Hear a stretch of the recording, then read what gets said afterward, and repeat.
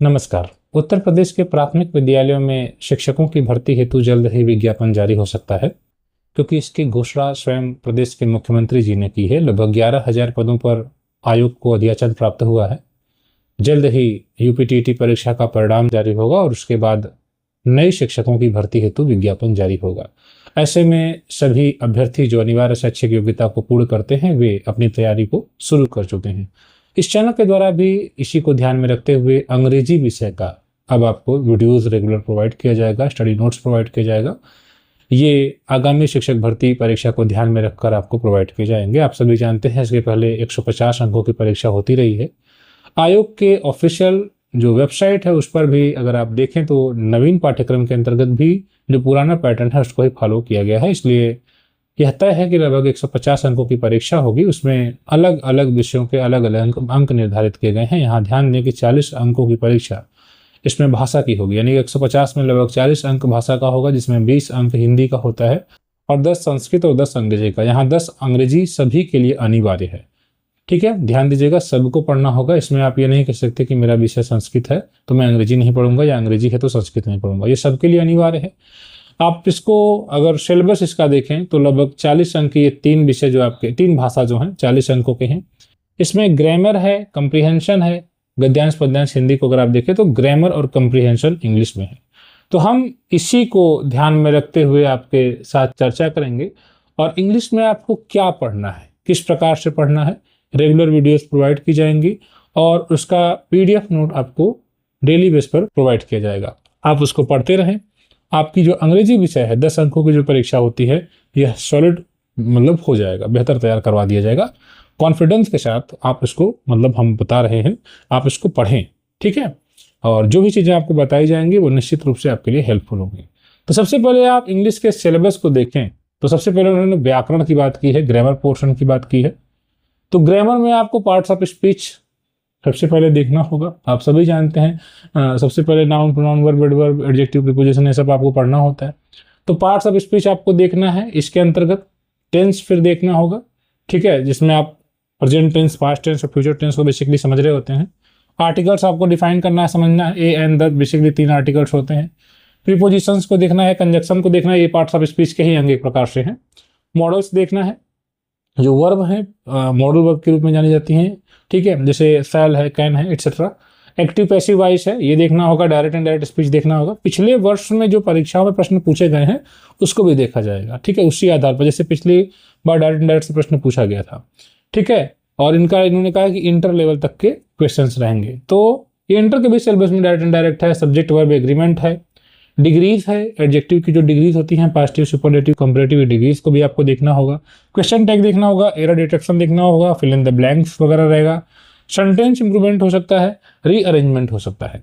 तो ये grammar portion आपका जो है अंग्रेजी में है, ठीक है। इसके बाद आप इसमें देखें कंप्रीहेंशन, जो बेसिकली क्या है कि इसमें एक पैसेज दिया जाता है और पैसेज पर आधारित 4-5 प्रश्न आपको देखने को मिल सकते हैं। तो बेसिकली आपका जो 10 अंकों की परीक्षा होगी उसमें 5 नंबर बेसिकली ग्रामर से रहेगा और बाकी 5 नंबर जो आपका इससे पैसेज से रहेगा। जरूरी नहीं कि वो 5 नंबर ही रहे, हो सकता है 3 नंबर का ही रहे, 2 नंबर का ही रहे, कुछ और ग्रामर का बढ़ा दे। तो ये आपको समझना है। ये आपका इंग्लिश में इतनी चीज़ें आपको पढ़नी है।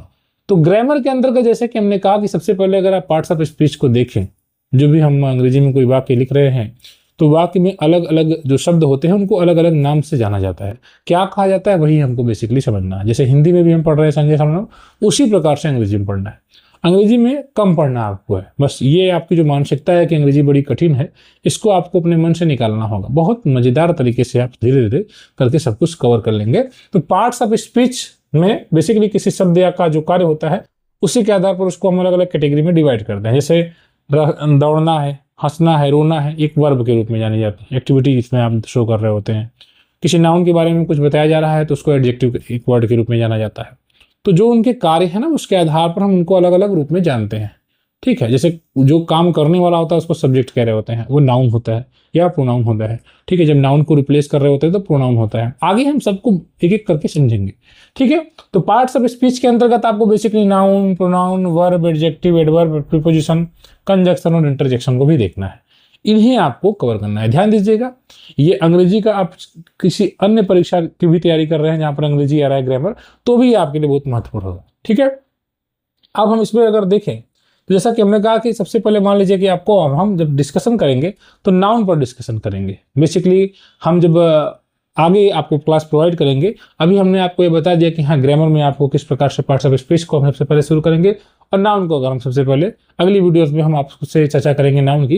लेकिन अभी थोड़ी सी हम चूंकि अब चर्चा हो गई है तो थोड़ी सी आगे हम इस पर डिस्कशन कर ही लेते हैं। नाउन बेसिकली क्या है, किसी हम पढ़ाते हैं शिक्षक के रूप में बच्चों को, ही noun is the name of person place और अ थिंग। बेसिकली आप ये कह दीजिए कि आपके अगल बगल जितनी भी चीजें हैं जिसको आप महसूस करते हैं, जिसको आप देखते हैं, वो सारी चीजें नाउन है, ठीक है। और उनको अलग अलग प्रकार से डिवाइड किया गया है उनके स्ट्रक्चर के आधार पर, संरचना के आधार पर, ठीक है। जैसे मान लीजिए कि कोई व्यक्ति है, ठीक है, उसका जिस व्यक्ति है तो उसको कुछ कुछ अलग प्रकार का नाउन कर सकता है। उसी व्यक्ति के द्वारा जब कई चीजें मिलकर बना दी जाती है, जैसे एक व्यक्ति है, एक और व्यक्ति है, एक और व्यक्ति, 10-20 व्यक्ति एक जगह खड़े हो गए तो उन्होंने एक नई चीज बना दी, उसको हम कहते हैं भीड़, ठीक है, तो वो भी एक नाउन होगा। तो बेसिकली नाउन क्या होता है ना, स्ट्रक्चर के आधार पर नाउन को 5 भागों में बांट रहे होते हैं। नाउन किसी व्यक्ति का, वस्तु का, स्थान को ही कहते हैं। जो भी आपके अगल बगल चीजें दिखाई दे रही है सब नाउन। जैसे मोबाइल दिख रहा है नाउन। अब कौन सा नाउन है आगे वो जब चर्चा करेंगे, हम पढ़ेंगे तो हमें और तय हो जाएगा। जैसे बकरी दिखाई दे रही, बकरी नाउन है। रोड दिखाई दे रहा, रोड नाउन है। घड़ी दिखाई दे रही, घड़ी भी नाउन है। हवा दिखाई दे रही है, नहीं दिखाई दे रही, महसूस तो हो रही है, हवा भी नाउन है। तो इस प्रकार से आपके अगल बगल जितनी भी चीजें हैं, जो भी वस्तुएं हैं, ये सब नाउन है। और इनको हम बेसिकली 5 पार्ट्स में, 5 भाग में डिवाइड करते हैं। First one is proper. Proper basically क्या होता है, कॉमन, सॉरी, प्रॉपर बेसिकली क्या होता है, कॉलिंग नेम होता है, ठीक है। प्रॉपर क्या होता है, जैसे अगर हम नाउन पर डिस्कशन कर रहे हैं तो सबसे पहले हमें प्रॉपर नाउन देखना है। प्रॉपर नाउन को आप शॉर्ट में अगर आप देख लेंगे तो कॉलिंग नेम, यानी किसी को आप पुकार रहे हैं किसी नेम से, that is called proper noun. जैसे आपने एक कुत्ता रखा है तो कुत्ता को आप कुत्ता नहीं कहते, टॉमी कहते हैं, टॉमी, ठीक है। तो आपने उस डॉग को जिस नेम से पुकारा, that is called proper noun, right. आपको जिस नाम से पुकारा जाता है, आप एक इंसान हैं, आप एक लड़का हो सकते हैं, लड़की हो सकते हैं, आपका नाम है शालिनी, आपका नाम है साक्षी, आपका नाम है रिया, तो आपका ये जो नाम है ना, जिस नाम से आपको पुकारा जाता है, that is called proper noun, right. तो प्रॉपर नाउन बेसिकली अगर आ गया, या आपसे पूछते मतलब कई नाउन के एग्जांपल्स दे दिए और पूछे इसमें प्रॉपर कौन सा है, तो बेसिकली आप ये देखेंगे कि जिस शब्द से किसी को पुकारते हैं, ठीक है, किसी व्यक्ति, वस्तु या स्थान का पुकारा जाने वाला नाम, that is called proper noun. और दूसरा है कॉमन, ठीक है, दूसरा है कॉमन। दूसरा कॉमन, तो कॉमन जैसा कि गणित में भी आपने कॉमन शब्द पढ़ा होगा, तो कॉमन में क्या होता है, जैसे मान लीजिए राम है एक शब्द, तो आप कहेंगे सर ये प्रॉपर नाउन है। और हमने कह दिया श्याम, तो कहेंगे सर ये भी एक प्रॉपर नाउन है क्योंकि ये किसी का नाम है। अब इन दोनों में कॉमन क्या है, तो कहेंगे सर दोनों में कॉमन ये है कि दोनों बॉय हैं, दोनों बॉय हैं, तो boy is called common noun, right, जो कॉमन होता है, सीधी सी बात। अब कॉमन होते से आशय है कि यहां पर किसी जाति की बात हो रही है। जाति मतलब समझ रहे हैं, जैसे एक क्लास होता है, जैसे एक इंसान की जाति होती है, ठीक है, ह्यूमन बीइंग होता है, एक जानवर की कैटेगरी होती है, कैटेगरी से मतलब है। तो अब आप डॉग को भी कहेंगे कॉमन नाउन क्योंकि यह एक क्लास बता रहा है, कुत्तों की एक प्रजाति बता रहा है। जैसे हमने गंगा कह दिया तो गंगा कहेंगे सर ये रिवर का नाम है, that is called proper noun. फिर हमने कह दिया यमुना, तो Yamuna is also name of river, that is also proper noun. But in दोनों में खास बात यह है, कॉमन ये है कि रिवर हैं दोनों, रिवर, तो नदी, तो नदी जो शब्द है वह कॉमन नाउन हो गया। जैसे डॉक्टर, तो डॉक्टर भी कॉमन नाउन हो गया क्योंकि यह एक व्यवसाय को बता रहा है। तो बेसिकली हमारी बुक्स में ये भी लिखा रहता है कि व्यवसाय को बताया जाता है, पेशे को बताया जाता है, टीचर कॉमन नाउन है। तो हमने जो आपको बताया ये भी आप अगर एग्जाम में अप्लाई कर देंगे ये दिमाग में अपने, कि हाँ कॉमन में मतलब एक प्रकार से उभयनिष्ठ चीजें जो होती है, ठीक है। जैसे लड़का है तो लड़का, आप भी लड़का है, आपके बगल में भी एक लड़का है, उसके बगल में भी एक लड़का है, तीनों में कॉमन है कि तीनों लड़के हैं, तो ये है कॉमन नाउन। आगे ध्यान दीजिएगा, हम अगली वीडियो में और बेहतर डिस्कशन करेंगे एग्जांपल्स के साथ और चीजें क्लियर करेंगे, ठीक है। तो प्रॉपर हो गया, कॉमन हो गया, और हो गया कलेक्टिव। तीसरा नाउन बेसिकली होता है कलेक्टिव। अब कलेक्टिव मतलब होता है समूह, झुंड, ठीक है। तो जब एक ही नाउन, एक ही प्रकार के नाउन मिलकर अलग व्यवहार करने लगते हैं, अलग एक झुंड बना लेते हैं, ग्रुप बना लेते हैं, उनका व्यवहार बदल जाता है। जैसे मान लीजिए कि एक मधुमक्खी उड़ रही है, अकेले उड़ रही है तो उसको मधुमक्खी कहेंगे, लेकिन अगर ढेर सारी मधुमक्खियां एक जगह जुट जाती हैं और एक नया कोई फॉर्म करती हैं, कोई नई चीज बनाती हैं, that is called hive, HIVE, तो उसको आप कहते हैं कि ये छत्ता है। तो ये भी एक कलेक्टिव नाउन हो गया क्योंकि वहां पर झुंड की बात हो रही है।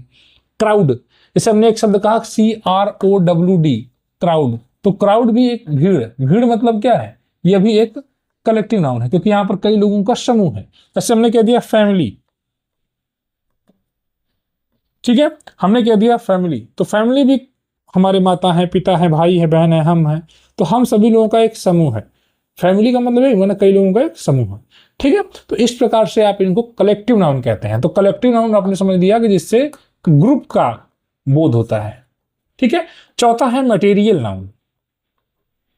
मटेरियल नाउन की परिभाषा ये कही जाती है कि जो जमीन के अंदर से निकाला जाता है, या जो प्रकृति प्रदत्त होता है, या जिससे हम कोई नई वस्तु बनाते हैं। इन तीनों को आप अगर समझे रहेंगे तो आसानी से आप किसी भी निष्कर्ष पर पहुंच सकते हैं, ठीक है। जिससे कोई नई चीज बनाई जाए, या जो जमीन के अंदर से निकाली जाए, या जो प्रकृति प्रदत्त हो, ठीक है। जैसे मछली, तो आप कहेंगे सर मछली तो जानवर की एक प्रजाति है, तो fish is a common noun, right. Fish common noun ही है, लेकिन अगर आपने मछली का सब्जी बना दिया, तो मछली का भोजन बना दिया, आपने मछली को काट कर उसको एक सब्जी के रूप में यूज करा, तो वो मटेरियल नाउन हो गया, क्योंकि मछली से आपने क्या बनाया, सब्जी, तो ये मटेरियल नाउन भी हो गया। तो फिर यही आपको एग्जामिनर कंफ्यूज कर देगा कि बताओ मछली, अब एग्जाम्पल दे देगा, ठीक है, आई लाइक फिश एंड करी। अब यहाँ पर फिश एंड करी यहाँ पर डिश हो गया, मटेरियल नाउन का काम कर रहा है, ठीक है, या फॉन्ड ऑफ मतलब ईटिंग फिश, ठीक है। तो जब आप किसी वस्तु को उस रूप में प्रयोग कर रहे हैं कि वो एक भोजन का कार्य कर रहा है, तो वहां पर उसको आप अलग नाउन प्रकार से डिफाइन कर सकते हैं, ठीक है, अलग कैटेगरी हो जाएगा। लेकिन अभी आपने कह दिया कि fish is in the pond, तो अभी यहाँ पर एक जानवर के रूप में काम कर रही है वो, तो वो कॉमन नाउन हो जाएगा। ये हम आगे बेहतर तरीके से डिस्कस करेंगे, ठीक है। तो ये मटेरियल नाउन भी आपने समझ लिया। जैसे आपने कह दिया क्ले, तो क्ले मतलब गारा मिट्टी होता है, इसके थ्रू आप कुछ भी मिट्टी का बर्तन वगैरह बनाते हैं। आप रेत कह सकते हैं, SAND, सैंड, सैंड से आप घर बनाते हैं। तो बेसिकली जिन चीजों से नई चीजें बनाई जाती हैं, ठीक है, ऑयल, तेल को भी आप मटेरियल नाउन कह सकते हैं, उससे भी नई चीजें बनाई जाती हैं, भोजन बनाया जाता है, सब्जी बनाई जाती है, तो ये मटेरियल नाउन हो गया। और पांचवा और लास्ट है एब्स्ट्रैक्ट नाउन। एब्स्ट्रैक्ट नाउन में सीधे समझ लीजिए फीलिंग, ये दिखाई नहीं देता है, ठीक है, ये महसूस किया जाता है। ऑनेस्टी हो गया, ऑनेस्टी मतलब ईमानदारी, ठीक है, तो ईमानदारी आपको दिखाई नहीं देती है, महसूस करते हैं आप। ट्रूथ हो गया, सच्चाई हो गया, ठीक है, ट्रूथ हो गया, सच हो गया। तो इस प्रकार से ये जो चीजें हैं, ये फीलिंग्स एब्स्ट्रैक्ट नाउन के अंतर्गत आ रहे होते हैं। तो बेसिकली आपने नाउन को भी देख लिया, ठीक। अभी आपने नाउन को स्ट्रक्चर के आधार पर बांटा है, आगे आप नाउन को नंबर्स के आधार पर बांटेंगे, काउंटेबल होगा, अनकाउंटेबल होगा, उसको भी हम देख रहे होंगे। तो फिलहाल हम इस वीडियो के माध्यम से अभी बस आपसे ये कहना चाहते हैं कि आप ब्रिज कोर्स, आप अगर शिक्षक भर्ती की तैयारी कर रहे हैं, तो इस चैनल के द्वारा आपके लिए प्रतिदिन अंग्रेजी की वीडियोज अब अपलोड की जाएंगी, क्रम से, आपके लिए बहुत महत्वपूर्ण होंगी। तो बेसिकली आज हमने चर्चा किया सिलेबस पर आपके। अगले दिन हम अब जो आपका जो आपने अब ये देख लिया कि इंग्लिश में आपको क्या पढ़ना है, पार्ट्स ऑफ स्पीच, इसमें हम शुरू करेंगे और नाउन से शुरुआत होगी, सबको हम पढ़ते हुए चलेंगे। प्रयास ये होगा कि कम में आपको बेहतर डिलीवर किया जाए जो आपके शिक्षक भर्ती के लिए महत्वपूर्ण हो। तो इस चैनल को सब्सक्राइब करें, फ्रेंड सर्कल में थोड़ा शेयर कर दें। धन्यवाद।